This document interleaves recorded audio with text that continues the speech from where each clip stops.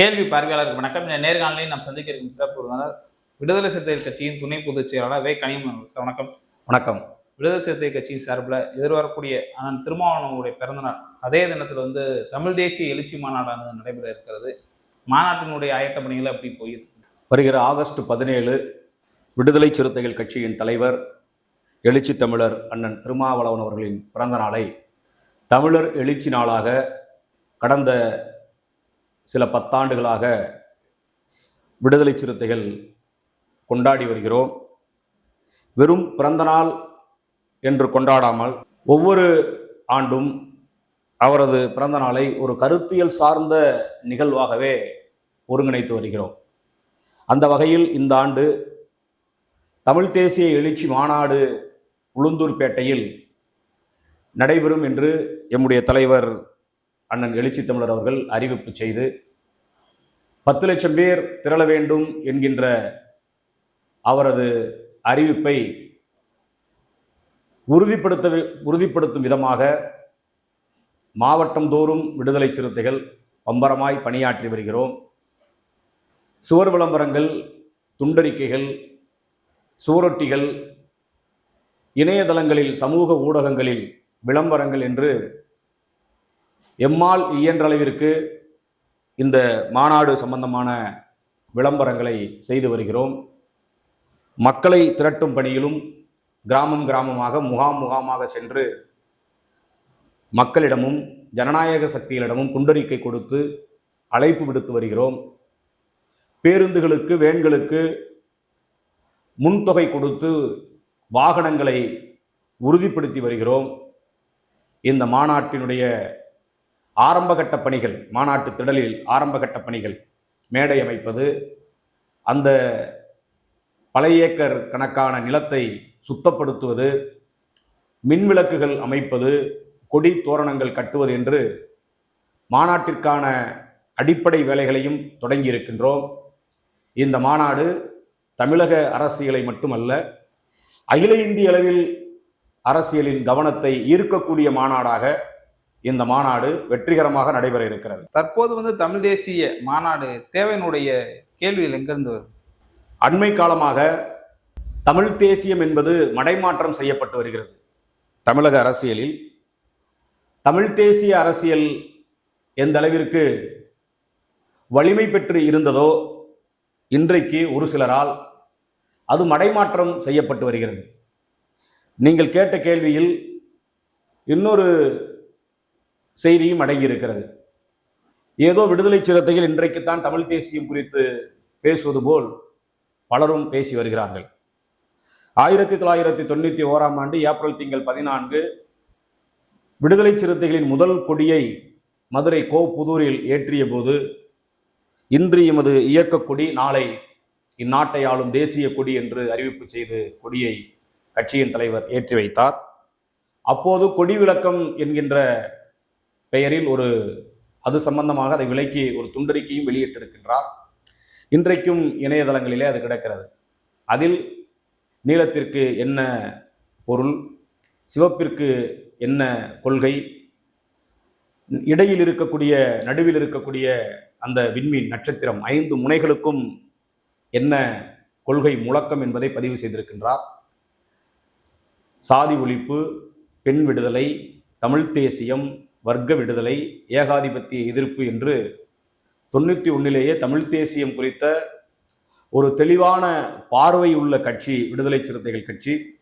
அன்றிலிருந்து இன்று வரை தமிழ் தேசியத்தை எந்த கோணத்தில் பார்க்க வேண்டும், தமிழ் தேசியம் என்றால் என்ன என்பதை மிக தெளிவாக தமிழக அரசியலில் விடுதலை சிறுத்தைகள் விதைத்து வருகிறோம். அண்மை காலத்தில் அது எப்படி மடைமாற்றம் செய்யப்படுகிறது என்றால், தமிழ் தேசியம் என்றாலே பிறமொழி பேசுபவர்களை எதிர்க்க வேண்டும் அப்படின்ற ஒரு செய்தியை பதிவு செஞ்சு அது என்னவா சுருங்கி போயிருக்கு அப்படின்னா, திமுக எதிர்ப்பு அல்லது கருணாநிதி எதிர்ப்பு என்கின்ற அளவில் தமிழ் தேசியத்தை சுருக்கி விட்டார்கள். தமிழ் தேசியம் என்பது திமுக எதிர்ப்போ அல்லது கலைஞர் அவர்களின் எதிர்ப்போ கிடையாது. தமிழ் தேசியம் என்பது ஹிந்தி ஆதிக்கத்தை எதிர்ப்பது. தமிழ் தேசியம் என்பது சமஸ்கிருத ஆதிக்கத்தை எதிர்ப்பது. தமிழ் தேசியம் என்பது சாதியை எதிர்ப்பது. தமிழ் தேசியம் என்பது இந்திய தேசியத்தை எதிர்ப்பது. இந்த பார்வை இல்லாமல் அண்மை காலமாக தமிழ் தேசியத்தை எப்படி திருப்பி விட்டார்கள் என்றால், அது தெலுங்கர்களுக்கு எதிரானது, கன்னடர்களுக்கு எதிரானது, குறிப்பாக அப்படி பேசிவிட்டு என்ன கொண்டு வந்து சேர்த்து விட்டார்கள் என்றால் அது கருணாநிதி எதிர்ப்பு என்கின்ற அளவில் கொண்டு வந்து சுருக்கி விட்டார்கள். எனவே உண்மையான தமிழ் தேசியம் என்றால் என்ன என்பதை நாட்டு மக்களுக்கு எடுத்துச் சொல்ல வேண்டிய பொறுப்பும் கடமையும் விடுதலை சிறுத்தைகளுக்கு இருப்பதனால் இன்றைக்கு இந்த மாநாட்டை தமிழ் தேசிய எழுச்சி மாநாடு என்று எம்முடைய தலைவர் அண்ணன் எழுச்சி தமிழர் அறிவிப்பு செய்திருக்கின்றார். 10 லட்சம் பேர் கண்டிப்பாக திரள்வோம். தற்போதே 5000த்திற்கும் மேற்பட்ட வாகனங்களுக்கு முன்பதிவு செய்து விட்டதாக தகவல் வந்து கொண்டிருக்கிறது. இன்னும் 13 நாட்கள் இருக்கின்றன.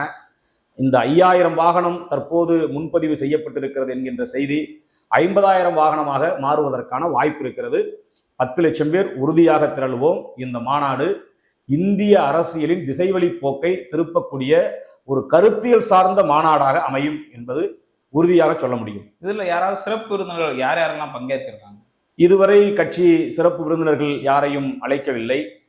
விடுதலை சிறுத்தைகள் மட்டுமே நடத்தலாம் என்கின்ற ஒரு முன்முயற்சியில் இது நடந்து கொண்டிருக்கிறது.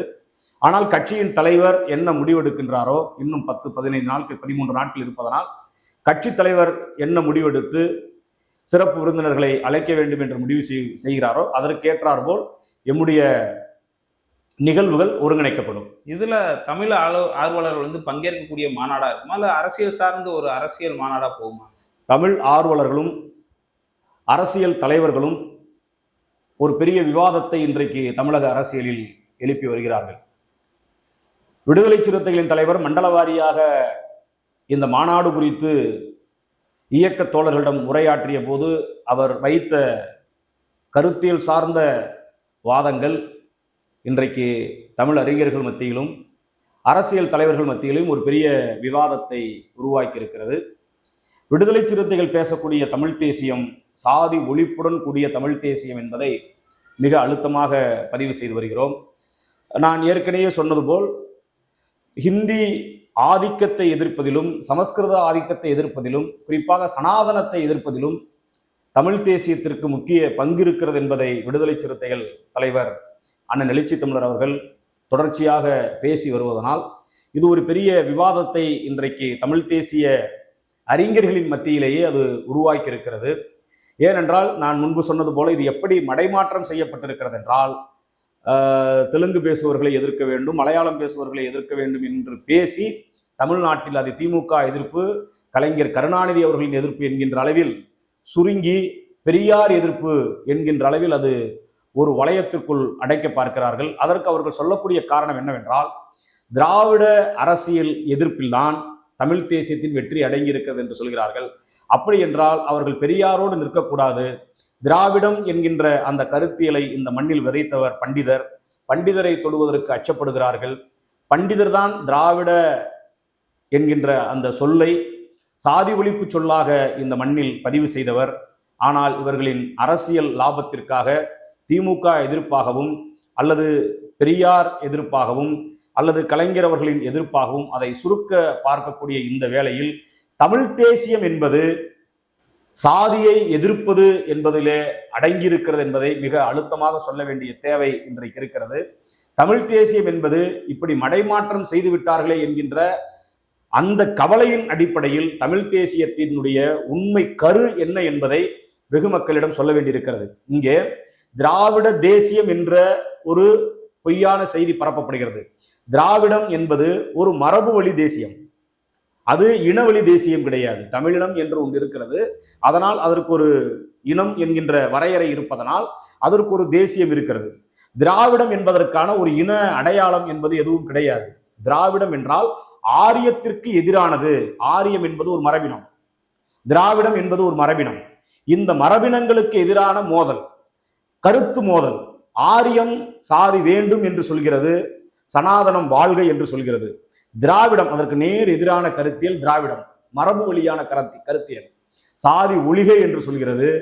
சாதி ஒழிப்பை பேசுவதோடு சனாதன ஒழிப்பையும் அது பேசுகிறது. அதனால்தான் விடுதலை சிறுத்தைகள் சொல்கிறோம், திராவிடம் என்பது ஒரு எல்லை கிடையாது. தமிழ்நாட்டில் என்ன சொல்லி வைத்திருக்கிறார்கள் என்றால், திராவிடம் என்றால் கேரளம், ஆந்திரம், கர்நாடகம், தமிழ்நாடு, இதுதான் மையப்படுத்தியே சொல்லி திராவிட நிலப்பரப்பு என்று பேசி அதை வெகு மக்கள் மத்தியிலும் கொண்டு போய் சேர்த்து விட்டார்கள். திராவிடம் என்பது ஒரு மரபு வழி தேசியம், அது ஒரு கருத்தியல், ஆரியத்திற்கு எதிரான கருத்தியல். அப்படி பார்க்கின்ற போது சாதியை யாரெல்லாம் எதிர்க்கிறார்களோ அவர்கள் எல்லாம் திராவிடர்கள் தான்.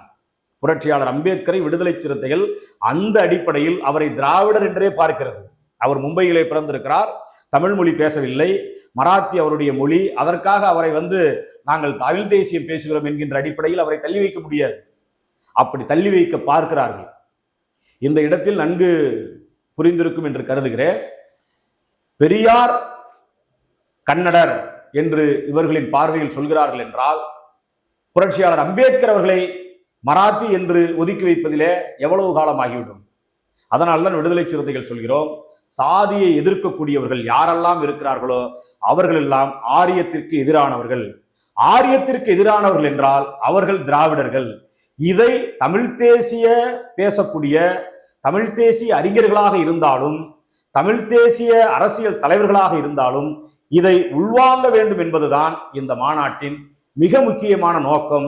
இதை பிரகடனப்படுத்துவதற்கு விடுதலை சிறுத்தைகள் 10 லட்சம் பேரை திரட்டுவதற்கு தயாராக இருக்கின்றோம். இது தேர்தல் காலம் கிடையாது, எங்கள் வலிமையை காட்டுவதற்கு. ஒவ்வொரு அரசியல் கட்சியும் தேர்தல் நேரத்தில் ஒரு மாநாடு போடுவாங்க. அவங்க கூட்டணியிடம் பேரம் பேசுவதற்கு அது தவிர்க்க முடியாத ஒன்று. எல்லா கட்சியும் அது செய்துதான் ஆக வேண்டும். தங்களுடைய வலிமையை காட்டி தங்களுடைய பேர வலிமையை பெருக்குவதற்கு ஒவ்வொரு அரசியல் கட்சியும் தேர்தல் காலங்களில் மாநாடு போடும். ஆனால் விடுதலை சிறுத்தைகளின் வரலாற்றை எடுத்து பார்த்தீர்கள் என்றால் ஆண்டிற்கு 2 மாநாடு அல்லது 3 மாநாடு நடைபெறும். அந்த மாநாடு எல்லாம் எப்படி இருக்கும் என்றால் கருத்தியல் சார்ந்த மாநாடுகளாக இருக்கும், கருத்தியல் சார்ந்த வெகுமக்கள் அணிதிரட்சியாக இருக்கும். அந்த அடிப்படையில் கடந்த சில 10 ஆண்டுகளாக எம்முடைய தலைவரின் பிறந்த நாளை தமிழர் எழுச்சி நாள் என்று நாம் பிரகடனப்படுத்தி இத்தகைய அரசியல் கருத்தியல் சார்ந்த மாநாடுகளை ஒருங்கிணைத்து வருகிறோம். அந்த வகையில் இந்த மாநாடும் ஒரு மாபெரும் வெற்றியை பெறும். இந்திய அரசியலில் இந்த மாநாட்டின் கரு என்ன என்பது பேசப்படும் பொருளாக மாறும். இப்ப தமிழ் தேசிய மாநாடு, ஹிந்திக்கு எதிராக நாங்கள் செயல்படுவோம், சமஸ்கிருதம் கூடாது, ஜாதி ஒழிப்பு, இதோட அந்த தமிழ் தேசிய மாநாடுன்றது சுருங்கிருச்சா? தேசிய நீரோட்டத்தில் எப்படி இருக்கு அந்த தமிழ் தேசியன்றது? தமிழ் தேசியத்தின் எல்லை என்பது ஆதிக்கத்தை எதிர்ப்பது. தமிழ் தேசியத்தின் எல்லை என்பது சுரண்டலை எதிர்ப்பது. தமிழ் தேசியத்தின் எல்லை என்பது ஒடுக்குமுறையை எதிர்ப்பது. இது எந்த வடிவத்தில் வந்தாலும், சாதி என்கின்ற வடிவத்தில் வந்தாலும், மதம் என்கின்ற வடிவத்தில் வந்தாலும், அல்லது மொழி என்கின்ற வடிவத்தில் வந்தாலும், இனம் என்கின்ற வடிவத்தில் வந்தாலும், எல்லை என்கின்ற வடிவத்தில் வந்தாலும் இதை எதிர்க்கக்கூடிய வலிமை உண்மையான தமிழ் தேசியத்திற்கு இருக்கிறது. குறிப்பாக விடுதலை சிறுத்தைகள் பேசக்கூடிய தமிழ் தேசியத்திற்கு இருக்கிறது. எனவே விடுதலை சிறுத்தைகள் பேசக்கூடிய தமிழ் தேசியம் எல்லை கடந்த தமிழ் தேசியம். இனம் என்கின்ற வரையறை, மொழி என்கின்ற வரையறை, சாதி என்கின்ற வரையறை, மதம் என்கின்ற வரையறையை கடந்த தமிழ் தேசியம். விடுதலை சிறுத்தைகள் பேசக்கூடிய தமிழ் தேசியம் ஆதிக்கத்தை எதிர்க்கக்கூடிய தமிழ் தேசியம். எனவே இதற்கு எல்லை கிடையாது. எனவே எந்த வளையத்திலும் இதை சுருக்க முடியாது. அதுவே விடுதலை சிறுத்தைகள் பேசக்கூடிய தமிழ் தேசியம், முழுமையான தமிழ் தேசியம். ஓகே சார், இப்போ ஒட்டுமொத்தமாக நீங்கள் 10 லட்சம் பேர் வருவதாக சொன்னீங்க. இது விசிகா இப்போ அண்மையில் இந்த தாவேக்கா வெற்றிக்கு பிறகு பலவீனம் அடையுதுன்னு ஒரு கருத்தை வச்சுக்கிட்டு இருக்காங்க. அதனால ஒரு மாநாடை கூட்டி நம்மளுடைய ஆளுமையை காமிக்கணும்னு நம்ம திருமாவளவன் நினைக்கிறாரான்னு ஒரு கருத்து இருக்குல்ல, அதை எப்படி பாக்குறீங்க? இந்த மாநாடு தேர்தலுக்கு முன்பாகவே அறிவிக்கப்பட்ட மாநாடு, மே 17ஆம் தேதி அறிவிக்கப்பட்ட மாநாடு. இது அரசியல் புரிதல் இல்லாதவர்கள் பரப்பக்கூடிய அவதூறு, விடுதலை சிறுத்தைகளை முழுமையாக படிக்காதவர்கள் பரப்பக்கூடிய அவதூறு. இந்த மாநாடு தேர்தலுக்கு பின்பாக அறிவிக்கப்பட்ட மாநாடு அல்ல. இந்த மாநாடு தேர்தலுக்கு முன்பே மே 17ஆம் தேதி அறிவித்தோம். மே 17ஆம் தேதி தேர்தல் காலங்கள் என்பதனால், தேர்தல் அறிவிக்கப்பட்டு விட்டது என்பதனால் சுவர் விளம்பரங்கள் செய்ய முடியாது, கொடிகள் கட்ட முடியாது, அனைத்திற்கும் தேர்தல் ஆணையத்திடம் போய் அனுமதி பெற வேண்டும், சுவர் விளம்பரம் செய்வதற்கு அனுமதியே கிடையாது என்கின்ற ஒரு சூழலில் இந்த மாநாட்டை வெகு மக்களிடம் நாம் விளம்பரம் செய்ய முடியாது என்கின்ற அடிப்படையில் இந்த மாநாடு தள்ளி வைக்கப்பட்டது.